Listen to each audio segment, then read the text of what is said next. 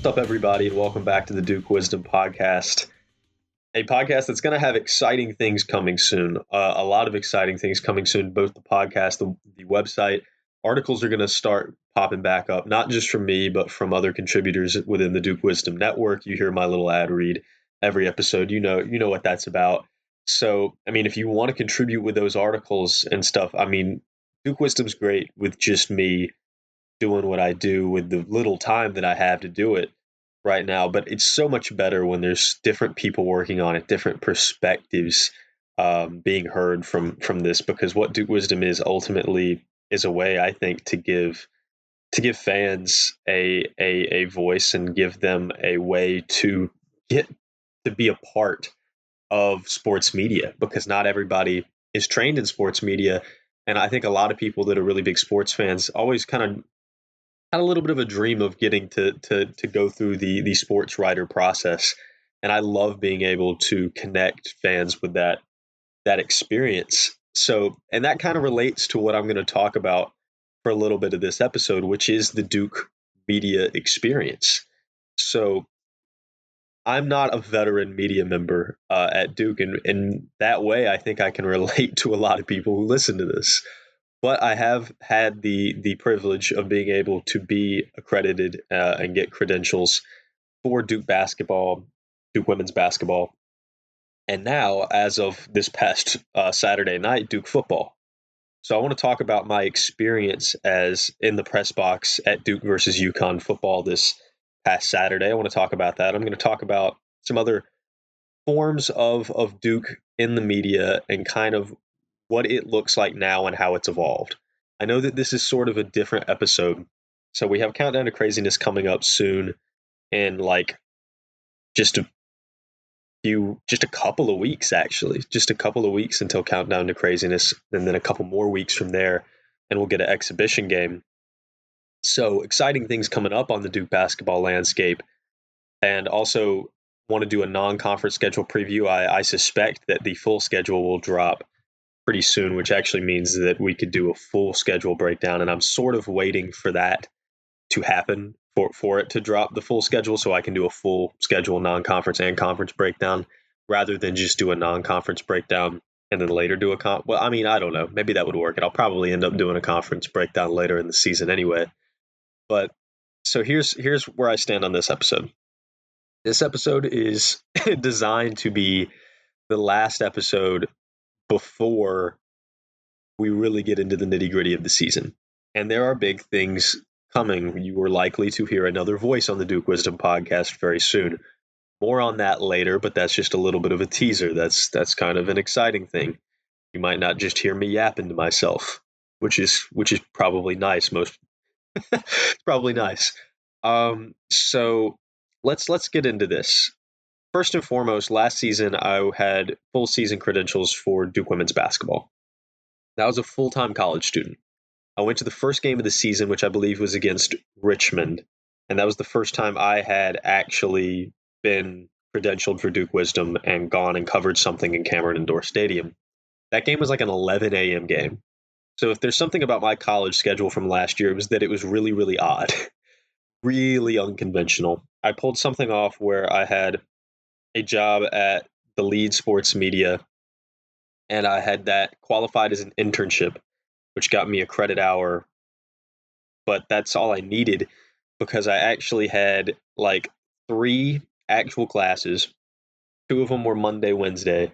One of them was just a Tuesday class, but we did like work for the ACC network, basically, like where we would either work cameras or be calling out commercial breaks or that kind of stuff that we'd be working on smaller little productions for ACC Network and Go Heels at Carolina.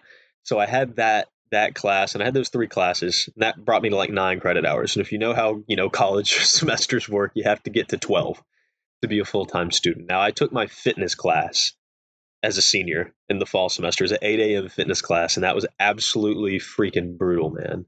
Absolutely brutal. At least it was indoor sports, so I got to play basketball, which was nice. Got to play volleyball. I actually enjoy playing volleyball.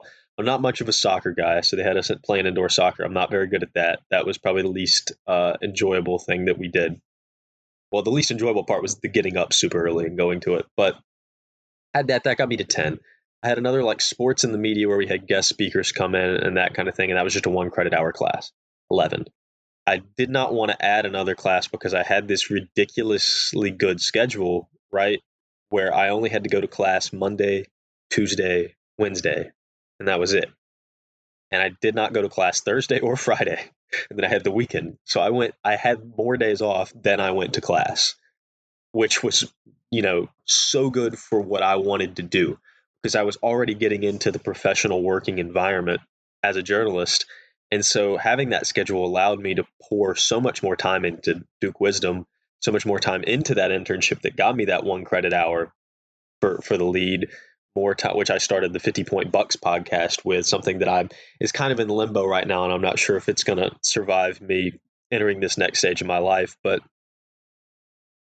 I was, putting more time into those two things. At the time, I was putting more time into the Daily Tar Heel. I ended up becoming part of the North Carolina Sports Network last November, which I'm still a part of now. And so I had so much time. I had so much time on my hands at the back half of the week, but not at the front half of the week. And if there's something I know about Duke women's basketball is that they played some games the front end of the week, and I couldn't do those. But I made it out to a few. And it was really exciting. It was really exciting to get to do that. And in Cameron, covering in Cameron is a completely different experience than covering at Wallace Wade, first and foremost.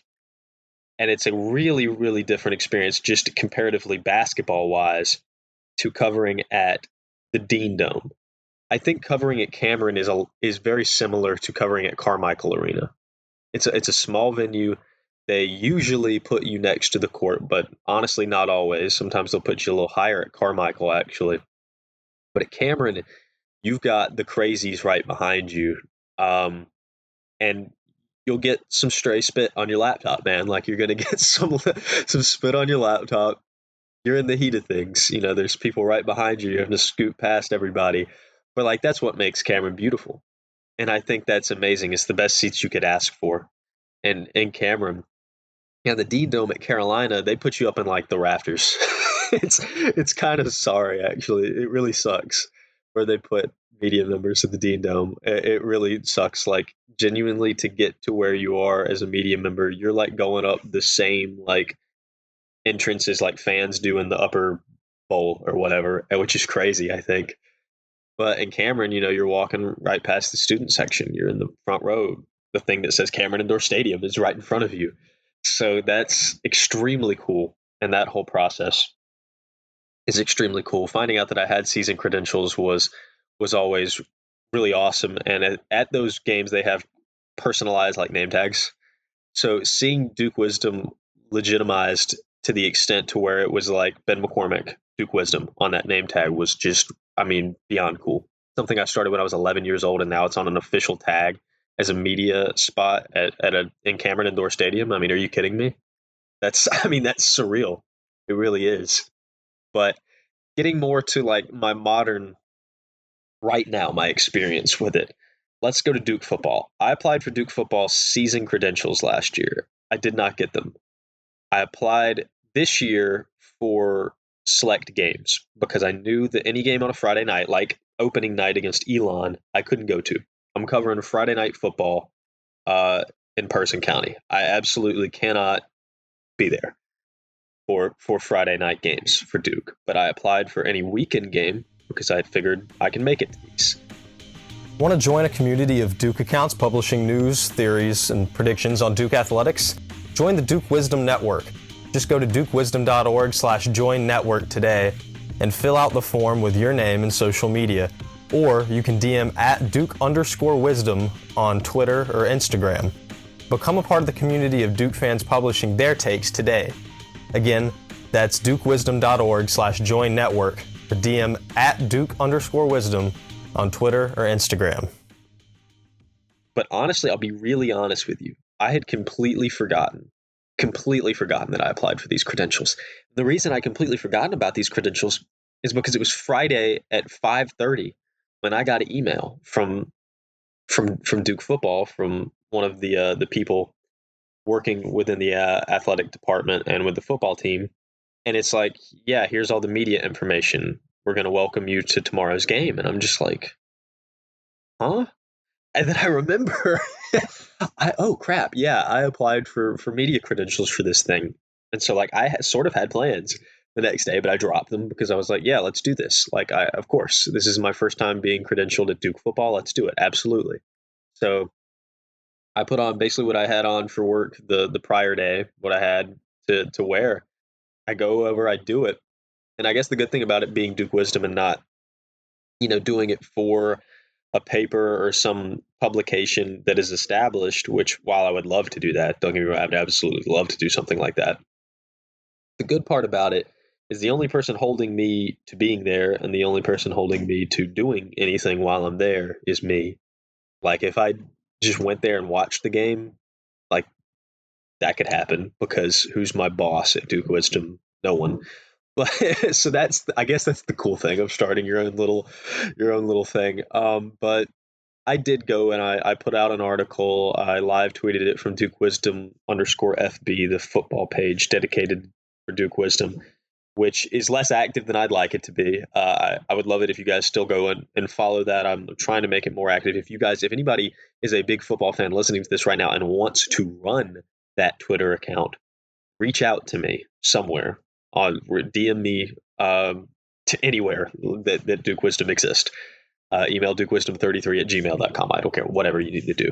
But because I'm very interested in somebody running that account, also running the baseball account, also running the women's basketball account. So please do reach out to me about that.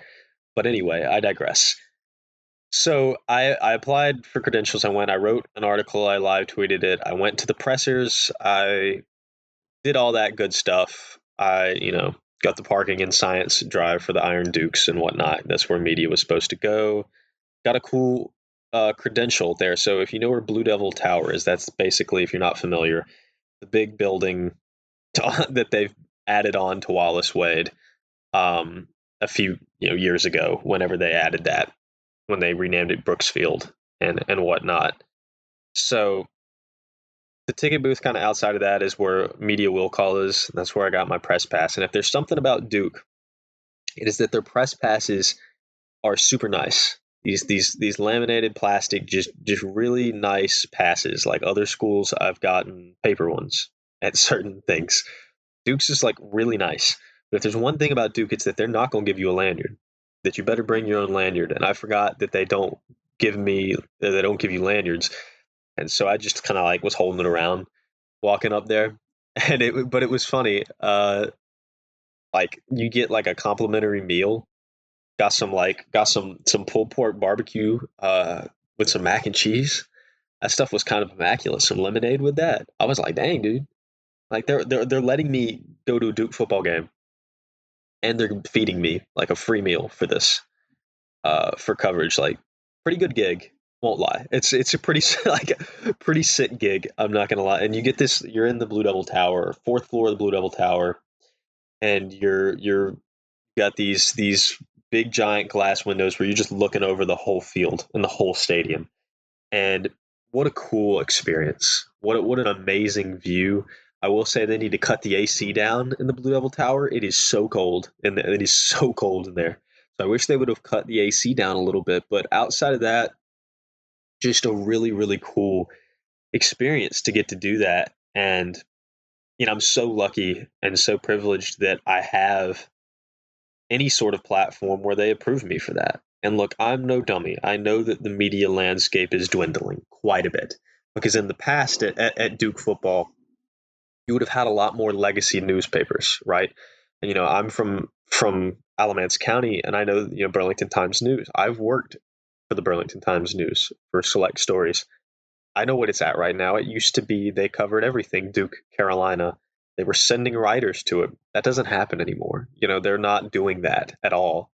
And so local media is in a place where it's dwindling. And so you have these team specific coverage pages like Duke Wisdom that are getting media slots that were previously held for legacy newspapers.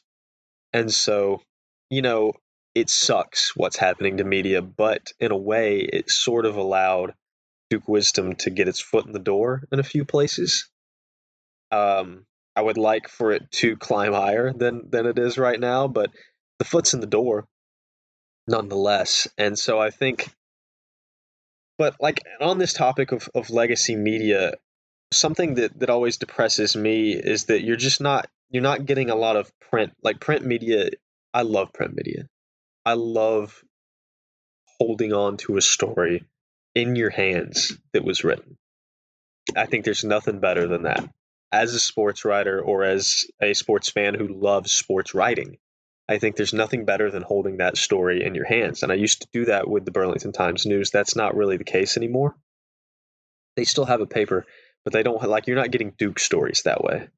So where do you get Duke stories in your hands? Because there's some local papers still for high school sports. I work at one. I work at one in Roxborough, and so I'm covering these stories. We're printing news, we're printing papers, and I get to hold my story in my hands. I love that. But where is that in college basketball? You have that for the News and Observer, that kind of place. But really outside of the News and Observer, and how much longer are we going to continue to get a print publication for the News and Observer? I don't know. I don't know the answer to that. But where else are you getting it? And my brain kind of goes to preseason magazines. I don't know who else, because my brain always in early September goes to the preseason college basketball magazines. Growing up, it was always first week or two of September.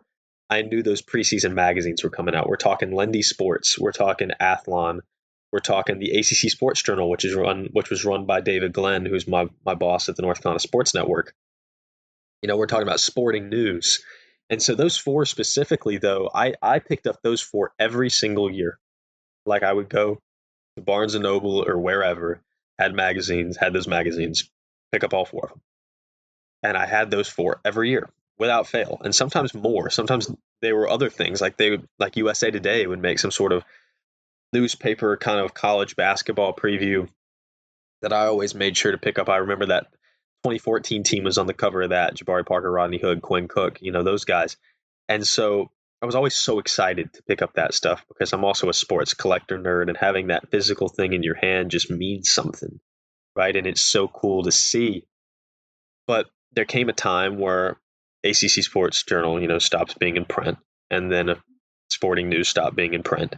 And then a couple years ago, Athlon stopped making a preseason college basketball magazine. And so literally the only one around here is Lendy's. That's it. Even Sports Illustrated almost went belly up. And I thought we were about to lose the Sports Illustrated national championship covers, which I thought, if Duke wins soon and there's no Sports Illustrated cover for the championship, are you kidding me? I mean, that would be horrible. I feel like that's such a cool thing to have, to hold on to and to look forward to if your team wins a national title. Thankfully, Sports Illustrated got bought out. There are still print issues, and they will continue to do something like that, but there's no guarantee for how long that will continue, because it's been shown that it can end, and it probably will.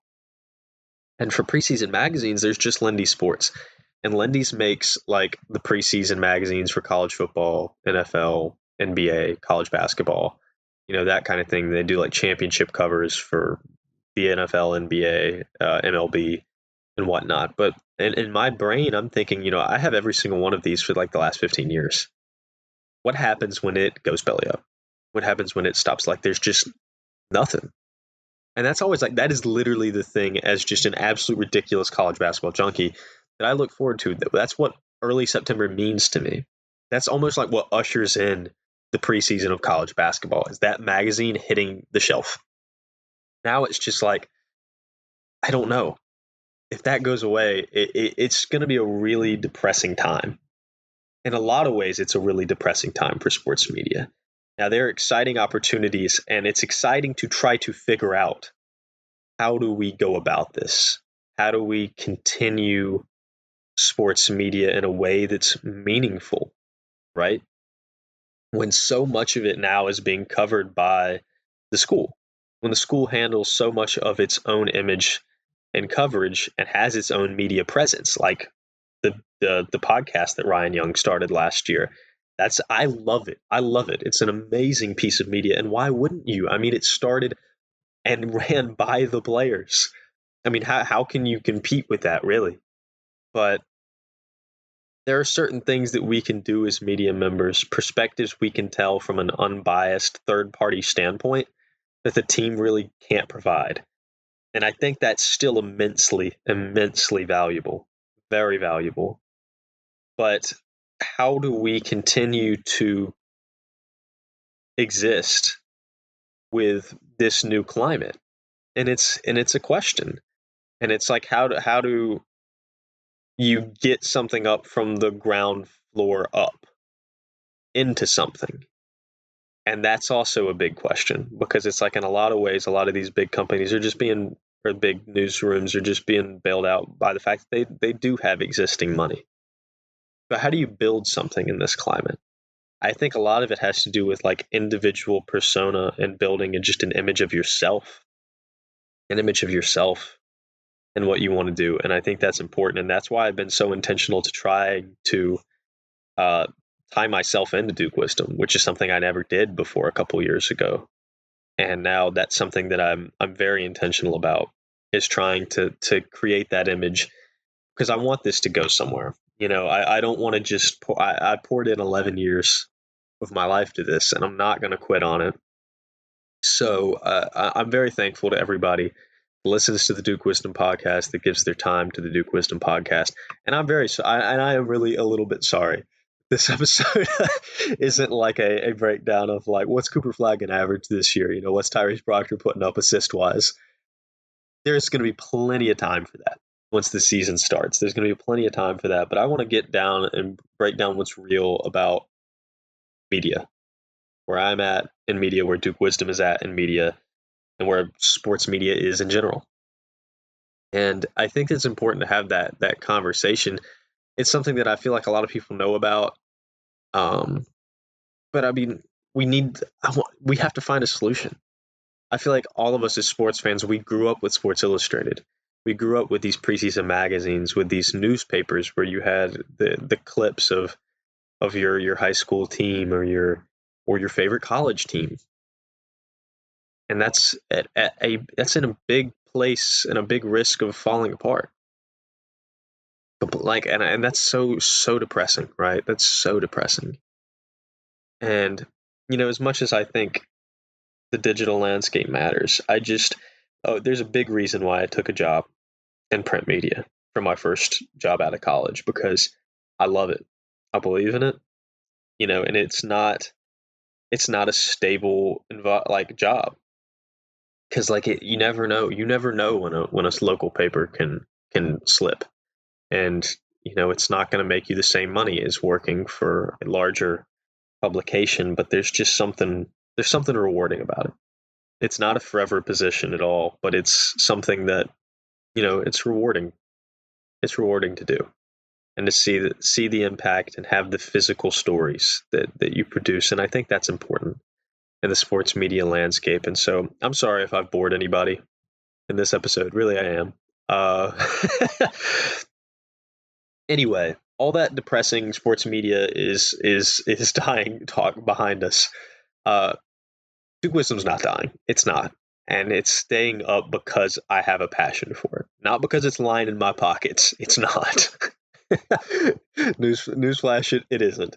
But it's something I love to do. You know, you don't keep doing something for 11 years for half your life if you don't love it. And I love it. I love doing this. I love producing these graphics, having these conversations, talking on here, going back and forth with people on social media. It's just an absolute blast. And soon on this podcast, we're going to have a little more back and forth as well. I teased that earlier, and that's going to be a fun development when it's fully revealed. And I'm really looking forward to that. Like, really looking forward to that. Looking forward to more Duke football coverage potentially on these weekend games. Fingers crossed they let me into more of them. Cool experience, really cool thing. And please let me know what you guys want to see from my coverage at Duke football, or in the future women's basketball, or maybe men's basketball. You know, just let me know what you'd like to see from me, because these little game stories, like you guys are watching the game, like you don't really need that. Like, what do you want to know about? Like, let me know what is the best way I can spend my time when I'm at these games. What can I try to produce content wise, information wise, that is most valuable to you guys? I want some sort of input there. So please let me know. I think that would be extremely helpful so that I know what I'm doing matters, and is important. So anyway, thanks for talking with me. You're not talking with me. Thanks for listening with me about this topic of the media and what it looks like at Duke and what it looks like for Duke Wisdom. So it's an unconventional episode. This kind of feels like the filler episode. This feels like the Fly episode of Breaking Bad, where it's like you have all this action and it's just like, what the heck's happening here? But we're getting deep and we're revealing some character development, just like that episode did. If you don't watch Breaking Bad, that probably just flew right over your head. It's gonna fly over your head, if you will. Anyway, I've yapped enough about not actual Duke basketball for 25 plus minutes. Thanks for listening so much. As always, follow Duke Wisdom on Twitter, Instagram, wherever, and make sure to subscribe to the podcast wherever you're listening to it. Share it with a friend. Let's get more people listening to this. Let's get more of a dialogue going. And the season is almost upon us, which means that dense, true basketball talk is almost upon us. Thanks so much, and I'll talk to you guys later.